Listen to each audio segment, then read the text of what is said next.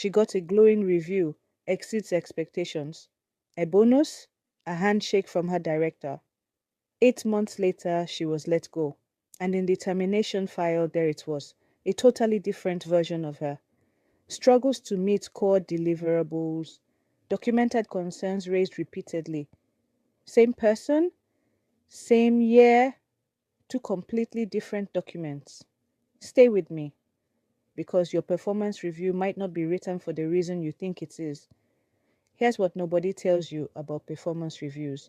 You've been told they exist to help you grow, identify strengths, build a development plan, track your progress toward a promotion.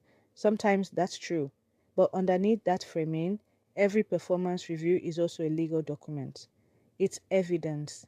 It's the paper trail a company would need to defend determination, a demotion, or a denied raise if you ever challenged it. And here's the uncomfortable part. Those two purposes often conflict. Real growth conversations require honesty about weaknesses in the moment they happen, in detail, with nuance. Legal protection requires vague, defensible language that can be pointed to later, regardless of how the actual year went. So companies default to the second one. Soft language, safe scores. Nothing too specific, nothing too generous, just documented enough to be useful later, whichever direction later turns out to require. Let me tell you about Denise. Denise had been at her company for 4 years. Solid performer, never a star, never a problem.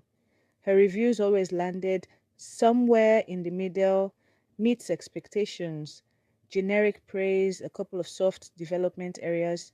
When the company decided to cut headcount in her department, Denise was on the list. During the process, she requested her full personnel file, something most people don't know they are entitled to ask for. What she found didn't match what she remembered. The same review cycle she recalled as pretty good, nothing alarming, had informal manager notes attached to it that she'd never seen.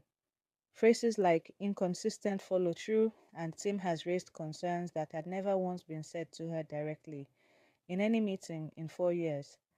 The formal review she'd signed said one thing, the file underneath it said another, and the second version was the one that mattered when the company needed to justify letting her go. But here's where the story changes. Denise didn't just accept the discrepancy quietly. She went back through her own email and calendar and reconstructed her actual year.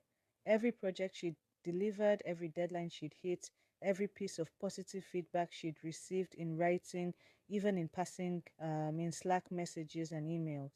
She brought that record to a meeting with HR, not as an argument, but as a simple, calm question. Can you help me understand how these two versions of my performance exist for the same year? They couldn't, because there wasn't a real answer beyond the file needed to support the outcome. Denise negotiated a significantly better severance package on the strength of that one question alone, because the company understood exactly how that discrepancy would look anywhere outside that room. She told me I used to think my performance review was a mirror, something that reflected who I actually was at work. Now I know it's more like a receipt. It shows what the company decided to buy whenever they decided to need it. So let me be very clear with you today as your millennial HR friend. A performance review is never purely about your growth, even at the best companies. It's always at some level a document built to hold up under legal scrutiny, because that's the version of it that never gets used unless something's already gone wrong. We just want to give you clear, constructive feedback, means we need language on record that's specific enough to be useful, but vague enough to defend. This is a growth conversation, means this is also quietly a record. Here's what real career wisdom looks like.